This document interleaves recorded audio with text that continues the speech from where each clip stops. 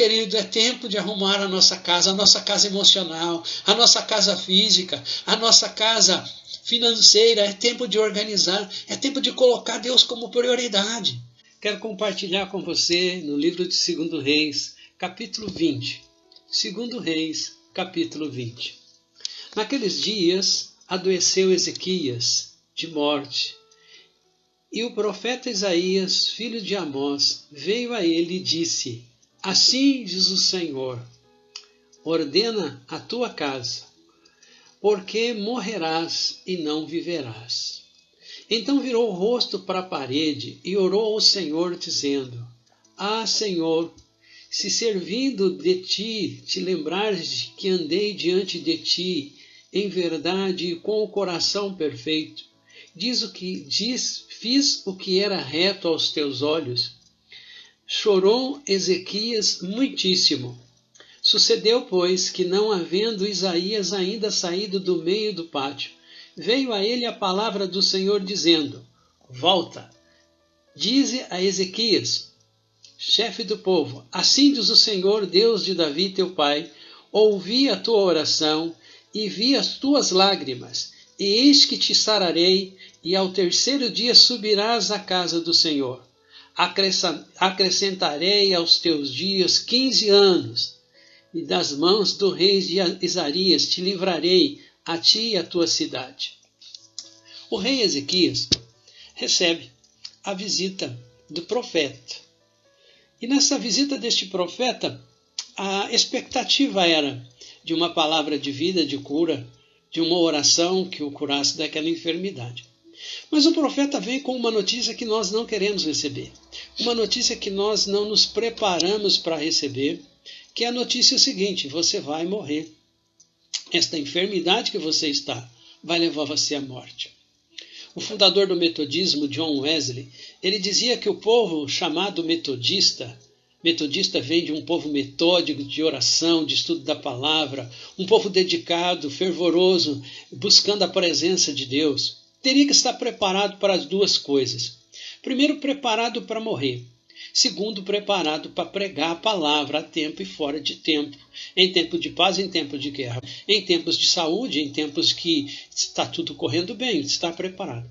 Aqui o profeta chega para o rei e diz: Rei, acabou o seu tempo. Esta enfermidade vai levar você à morte.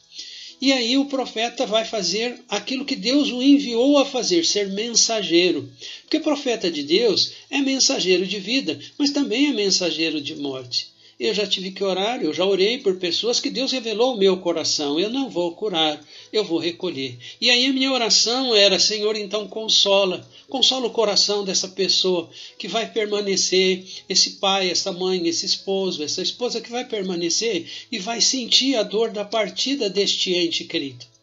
E aqui, quem recebe a notícia que vai morrer, toma uma decisão linda, maravilhosa.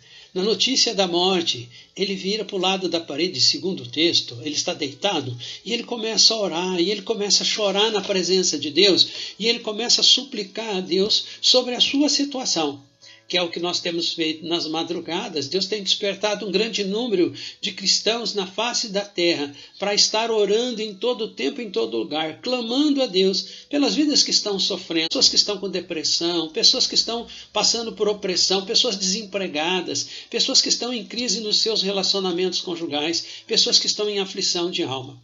E aí nós estamos orando ao nosso Deus, para que o nosso Deus intervenha, opere um milagre, faça algo que mude a situação de cada pessoa. O rei, ao orar, ao chorar na presença de Deus, Deus ouve a sua oração.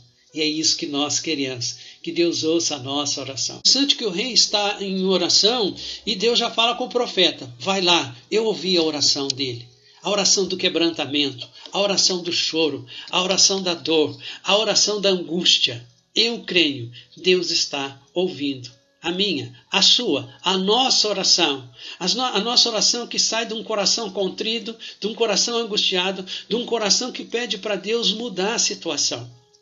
O profeta recebe a orientação. O profeta ainda não saiu do pátio, do palácio do rei. Ele volta, e ele volta com uma notícia maravilhosa. Deus ouviu a sua oração e Deus vai acrescentar anos de vida para você. O texto fala que é 15 anos. É interessante, nós não sabemos quanto tempo Deus está acrescentando de vida para nós. Mas é importante viver intensamente cada momento, amando as pessoas.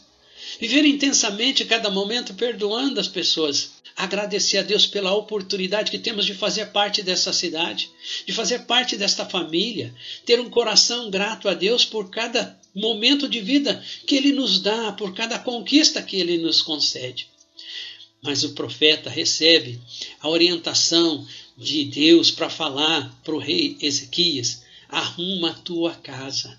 É interessante que tem algo desarrumado na casa do rei. Tem algo desarrumado. E aí pode ter algo desarrumado na minha casa, na tua casa. E aí eu pergunto, e só Deus para responder para você, só Deus para responder para o meu coração: o que está desarrumado, que precisa ser arrumado? Algumas vezes o que está desarrumado é a incerteza, é a incredulidade. Algumas vezes o que está desarrumado é não saber que eu e você temos um chamado para sermos eternos, que a morte não é o fim. Aquele que recebe Jesus Cristo como Senhor e Salvador nas suas vidas, ele não morre, ele vai para a vida eterna. Por isso que no Evangelho de João, capítulo 1, verso 12, diz assim: todos quantos recebeu, deu-lhes poder para serem feitos filhos de Deus. E os filhos de Deus não morrem. Eles passam desta vida para uma vida de intimidade com Deus, de um relacionamento face a face com o Senhor. Se você tem dificuldade de aceitar a sua salvação, a sua vida eterna por causa do pecado, confesse o seu pecado. Se arrependa do seu pecado. Peça perdão ao seu pecado. Por isso que em 1 João, capítulo 1, verso 7, diz assim: se andarmos na luz, que é andar com Jesus, e tivermos comunhão uns com os outros, o sangue de Jesus nos purifica de todo o pecado. O pecado que era a separação entre nós e o nosso Deus, que está em Isaías 59:2. Isaías 59:2 diz que os nossos pecados, as nossas transgressões fazem separação entre nós e o nosso Deus. O sangue de Jesus tira essa separação. Que você possa receber nesta manhã, diante da sua confissão de pecados, diante do seu arrependimento de pecados, receber sobre a sua vida o sangue de Jesus, que te purifica, te lava de todo o pecado. É maravilhoso o que diz em 1 João, capítulo 1, verso 7. Se andarmos na luz e mantivermos comunhão com os outros, o sangue de Jesus nos purifica de todo o pecado. Se dissermos que não temos pecado, não há verdade em nós, fazemos Deus mentiroso. E o texto continua: se confessarmos os nossos pecados, Ele é fiel e justo para nos perdoar. Lá em 1 João 2,1 diz assim: filhinhos meus, estas coisas os escrevo para que não pequeis. Mas se todavia pecarmos, temos um advogado junto ao Pai, Jesus Cristo, que intercede por nós. A palavra de Deus coloca Jesus intercedendo por nós quando cometemos pecado, e Ele espera de mim e de você o arrependimento, o abandono. Ele espera de mim e de você o confessar o pecado e receber o sangue que tem poder, que nos purifica, que nos lava. A palavra de Deus diz em Romanos 3,23, diz que todos pecaram e carecem da glória de Deus. Este rei estava sendo chamado para arrumar a sua casa. E nós todos temos uma casa cheia de pecados que precisamos arrumar, precisamos confessar, precisamos nos arrepender, abandonar, viver em novidade de vida, viver numa comunhão maravilhosa com Deus que dá certeza da vida eterna, não pelos nossos méritos, não pelo aquilo que nós fazemos. Porque a carta de Paulo aos Efésios, capítulo 2, 8, 9, diz assim: pela graça sois salvos mediante a fé. Isso não vem de vós, é dom de Deus, não é por obras, para que o homem não se vanglorie. A minha salvação, a sua salvação não está respaldada em obras humanas, está respaldada na graça. Graça que é favor imerecido, graça que é a misericórdia de Deus, o amor de Deus, o perdão de Deus. Ezequias precisava consertar, arrumar a sua casa. E eu preciso arrumar a minha, estar preparado. A qualquer momento, a morte, ela é um fato indiscutível, ela vai acontecer. Não sabemos como, não sabemos o dia, não sabemos a hora, mas ela irá acontecer. A vida eterna é uma possibilidade. Assim como a morte é uma possibilidade real, a vida eterna é uma possibilidade real para aqueles que creem em Cristo Jesus. Quando Jesus estava sendo crucificado pelo meu pecado, pelo seu pecado. Quando Jesus estava na cruz, vertendo o sangue dele na cruz. De um lado direito estava um preso, do outro lado estava um outro preso. A Bíblia fala de malfeitores que estavam sendo crucificados junto com Jesus. Um deles dizia: Senhor, o Senhor é rei, por que o Senhor não salva o Senhor e não salva nós? E o outro, o malfeitor, dizia assim: você não pode falar assim com ele não fez nada. Ele não fez nada, nós merecemos estar aqui, mas ele não mereceu. Ele está aqui inocentemente. E aquele malfeitor fala assim: Jesus, lembra-te de mim quando entrares no teu reino. E Jesus naquele momento fala para ele assim: hoje mesmo estará comigo no paraíso. Hoje mesmo estará comigo no meu reino.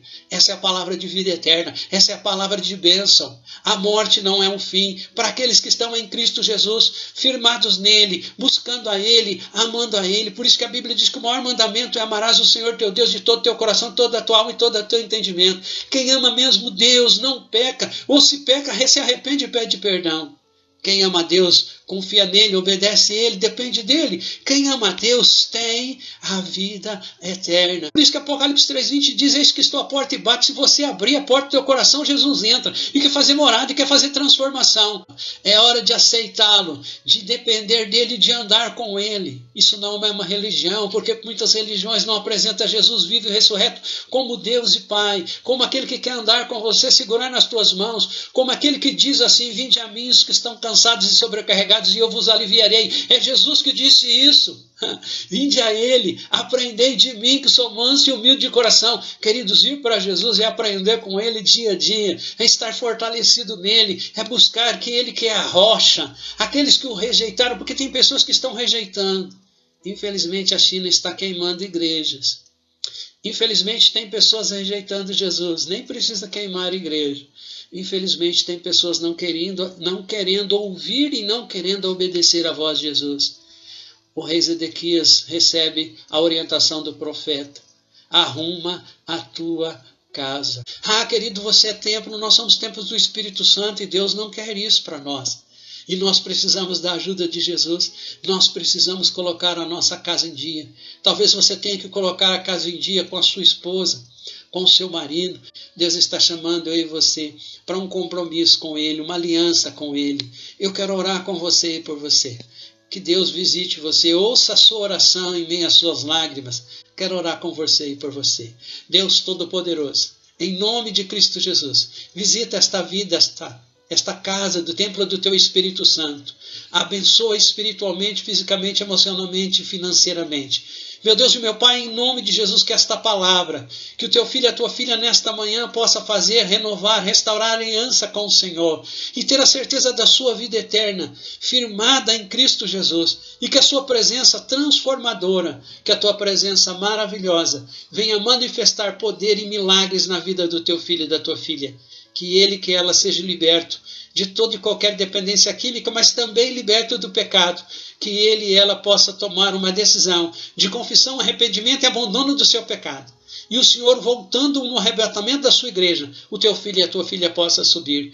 Mas se ele também, Senhor, for acometido de alguma enfermidade, e o Senhor o recolher, ele possa ter a certeza que há uma mansão celestial o esperando, porque ele é teu filho amado, ela é tua filha amada, querida. Em nome de Jesus eu te peço, entra neste coração, faz morada. Haja transformação no temperamento e no caráter, pela ação maravilhosa do teu Espírito Santo. Que Deus abençoe e guarde esta casa, esta família, em nome santo e poderoso de Cristo Jesus.